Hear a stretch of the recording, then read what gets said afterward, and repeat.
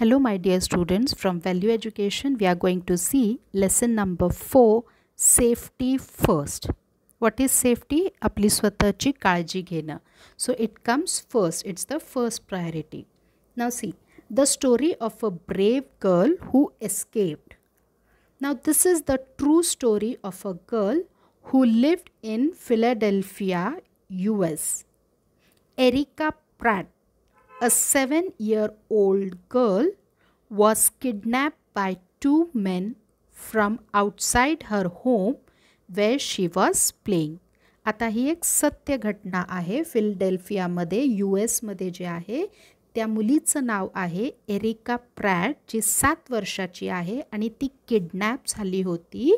तिला 2 माणसांनी, अनोळखी माणसांनी तिच्या घराबाहेरून जिथे ती खेळत होती तिथून तिला किडनॅप केलं.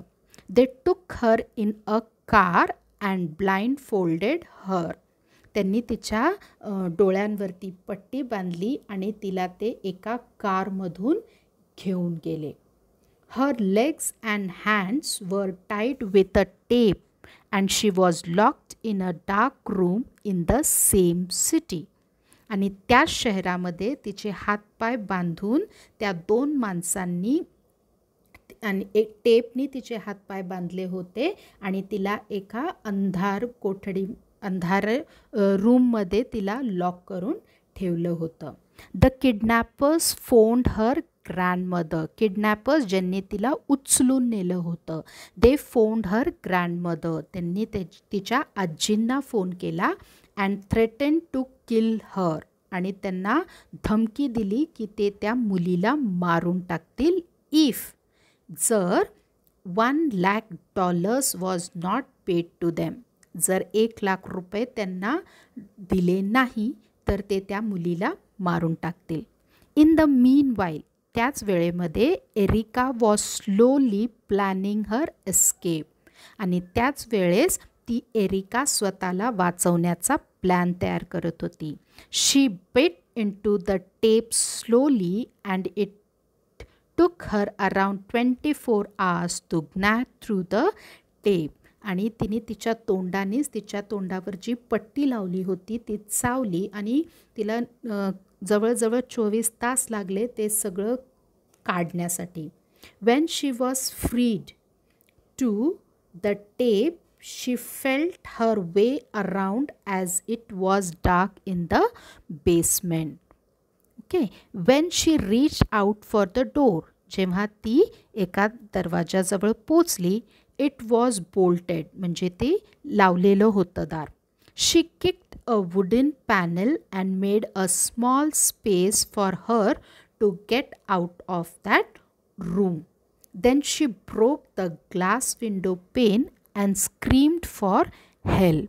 आणि मग तिने काय केलं, एका वुडन पॅनलला जोरात किक मारली and that made little space for her to get out of that room. तिथून निघण्यासाठी थोडीशी तिला जागा मिळाली.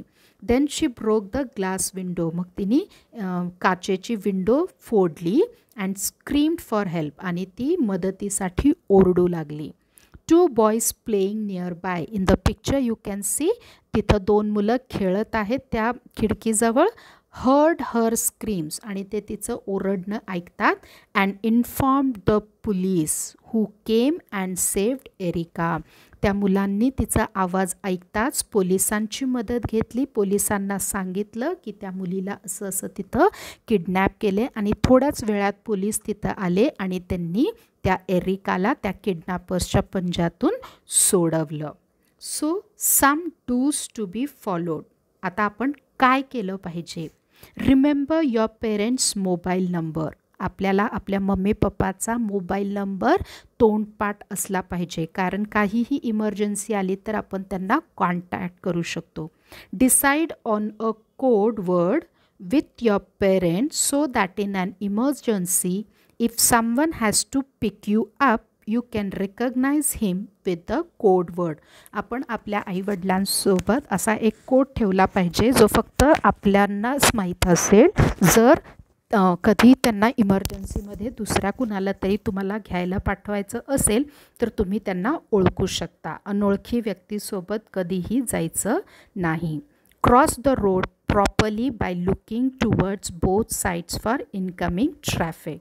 We have to cross the road very carefully by looking both the sides of the road. Be careful when you are getting out of a car. Whenever the car stops, never open the door immediately. Be careful when you are getting out of a car. See that no other vehicle is coming. Use zebra crossing while crossing a road whenever available. Okay, when you have to cross a road, use zebra crossing. Excuse me, sorry. After this, use a safety seat belt when you are in a car. Whenever you are in a car, always you have to make use of safety belt. Now some don'ts to be remembered. आता जसं आपण काय केलं पाहिजे हे आपण बघितलं, आता काय नाही केलं पाहिजे ते आपण बघूयात. Never disclose the code word decided with your parents to anyone. जो काही कोड तुम्ही तुमच्या पेरेंट्ससोबत डिसाईड केला आहे तो कधीच कुणाला सांगायचा नाही. Never take medicines from the medicine box without asking your parents. आपल्या घरी फर्स्ट एड बॉक्स असतो, त्याच्यामधून कोणतंही औषध आपल्या पेरेंट्सला न विचारता घ्यायचं नाही. Never play with sharp nails, blades and glass pieces. कधी पण धारदार नेल्स, खिळे, ब्लेड्स किंवा जे काचेचे तुकडे असतात त्याच्यानी खेळायचं नाही, ते फार डेंजरस आहे. Never accept sweets or ice cream from a stranger. अनोळखी व्यक्तीपासून कधीच काही मिठाई किंवा आईस्क्रीम, चॉकलेट्स घ्यायचे नाही. Never walk in lonely areas alone or at night. जे रस्ते तुम्हाला माहिती नाही तिथं आपल्या पेरेंट्सच्या बिना जायचं नाही किंवा अंधारात एकटे कुठंही जायचं नाही. Don't ever take a lift from a stranger. Stranger म्हणजे अनोळखी व्यक्ती, त्याच्याकडून कधीच लिफ्ट घ्यायची नाही. ते तुम्हाला कुठेही घेऊन जाऊ शकतात, किडनॅप करू शकतात. Never give your home address to a stranger. अनोळखी माणसाला कधीच आपला घरचा पत्ता सांगायचा नाही. Then never play near rivers, ponds or lakes. You could fall in the water by accident. कधी पण नदीच्या जवळ, तलावाच्या जवळ खेळायचं नाही.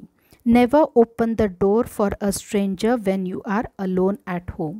जेव्हा तुम्ही घरामध्ये एकटे असता तेव्हा कधीच दार एखाद्या अनोळखी व्यक्तीसाठी उघडायचं नाही. Then what to do in an emergency.